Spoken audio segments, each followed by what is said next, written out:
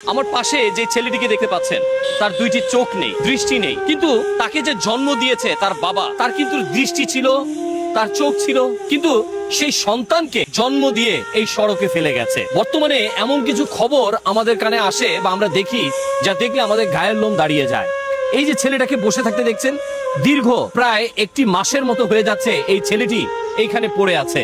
তার বাবা এখানে তাকে বসে রেখে চলে গেছে। সেই যে চলে গেছে আর ফিরে আসেনি তার বাবা। দর্শক, আমরা এই মুহূর্তে আছি উত্তরা জসিমউদ্দি এবং কি উত্তরা র্যাব হেডকোয়ার্টারের সামনে। আপনারা দেখতে পাচ্ছেন তার পরনে একটি প্যান্ট এবং শুধুমাত্র একটি ছেঁড়া পলিথিন। ঝড় বৃষ্টি সবকিছু উপেক্ষা করে তাকে এখানে পড়ে থাকতে হয়। একটি প্যানের মধ্যে পায়খানা প্রস্রাব সবকিছু করছে এই ছেলেটি। তার দুটো চোখ নেই, সে বুঝতে পারে না কোথায় যাবে, কার কাছে যাবে। আপনার নাম কি ভাই? আমার নাম মেহেদি। আপনার গ্রামের বাড়ি কোথায়? মাজিনা। আপনার বাবার নাম? মোহাম্মদ মুনার চলক। আচ্ছা, আপনার বাবা যখন আপনাকে রেখে যায় কি বলছে? ওরকম কিছু বলেনি, আমি ঘুমাইছিলাম রাত্রেবেলা। ঘুমাসার পরে এরকম জায়গা। আপনি আছেন এখন উত্তরাতে, আপনি কিভাবে যেতে চান একটু বলেন। বাড়ি যেতে যাই।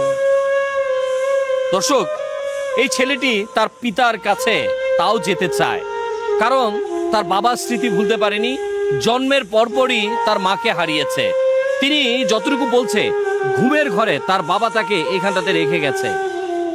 আমি জানি না তার কথা কতটুকু সত্য, তবে যদি এমনটা হয়ে থাকে, একজন পিতা এইভাবে একটি সন্তানকে সড়কের পাশে রেখে যেতে পারে, তাহলে তাকে অবশ্যই আইনের আওতায় আনা হোক। কোনো বাবা কোনো সন্তানকে এভাবে ফেলে যাবে, এটা তো কোনো নিষ্ঠুর ছাড়া কোনো মানবিক আচরণ না। এটা অবশ্যই সমাজ ব্যবস্থা দেয়, এখানে কোনো সমাজের তো অবশ্যই দেয় হওয়া উচিত।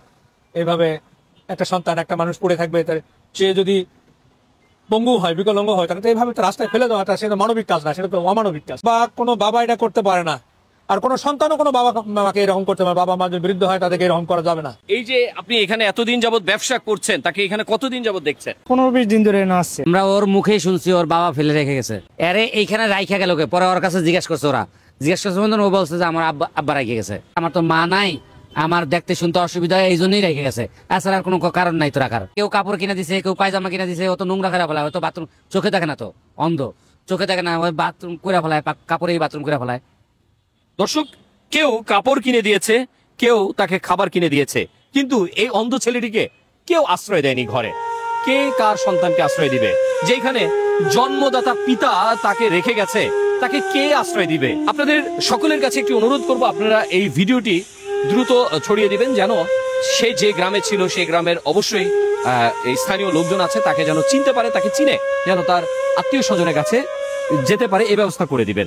এতটুকুই আপনাদের কাছে রিকোয়েস্ট। উত্তরা জসিমউদ্দি থেকে আমিন মামুন, NTV ইউরোপ।